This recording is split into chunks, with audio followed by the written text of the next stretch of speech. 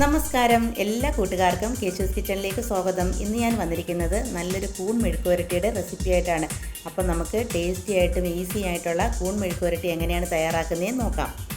അതിനുവേണ്ടി ഞാനിവിടെ 300 gram button മഷ്റൂമാണ് എടുത്തേക്കുന്നത്. ഇത് ചെറുതായിട്ട് കട്ട് ചെയ്തെടുത്തിട്ടുണ്ട്. നിങ്ങൾക്ക് ഏത് കൂണ് വെച്ചിട്ട് വേണമെങ്കിലും ഈ മെഴുക്കുവരട്ടി ഉണ്ടാക്കാം കേട്ടോ.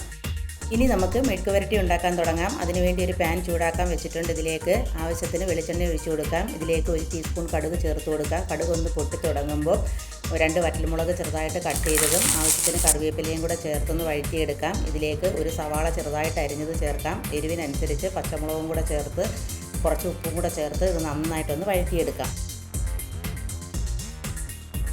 ഇനി ഇതിലേക്ക് അരിഞ്ഞു വെച്ചേക്കുന്ന കൂൺ ചേർത്ത് കൊടുത്ത് നന്നായിട്ടൊന്ന് മിക്സ് ചെയ്യാം. ഇനി ഇത് 5 മിനിറ്റ് അടച്ച് വെച്ച് വേവിക്കാം കേട്ടോ. കൂണിൽ വെള്ളമൊന്നും ചേർക്കണ്ട. കൂണിൽ നിന്ന് നന്നായിട്ട് വെള്ളം ഇറങ്ങും. ഇപ്പം നന്നായിട്ട് വെള്ളം ഇറങ്ങിയിട്ടുണ്ട്. ഇതൊന്ന് മിക്സ് ചെയ്ത് ഇതിലേക്ക് 1/4 കപ്പ് ചിരകിയ തേങ്ങയും കൂടെ ചേർത്ത് കൊടുത്ത് നന്നായിട്ടൊന്ന് മിക്സ് ചെയ്യാം കേട്ടോ. ഞാനിതിലേക്ക് 1/4 ടീസ്പൂൺ മഞ്ഞൾപ്പൊടിയും കൂടെ ചേർത്ത് കൊടുത്തിട്ടുണ്ട്. നമ്മൾ ഉള്ളി വഴറ്റിയ സമയത്ത് മഞ്ഞൾപ്പൊടി ചേർക്കേണ്ടതായിരുന്നു. ഇനി ഉപ്പ് കുറവാണെങ്കിൽ കുറച്ച് ഉപ്പ് കൂടെ ചേർത്ത് നന്നായിട്ട് വഴറ്റിയെടുക്കണം.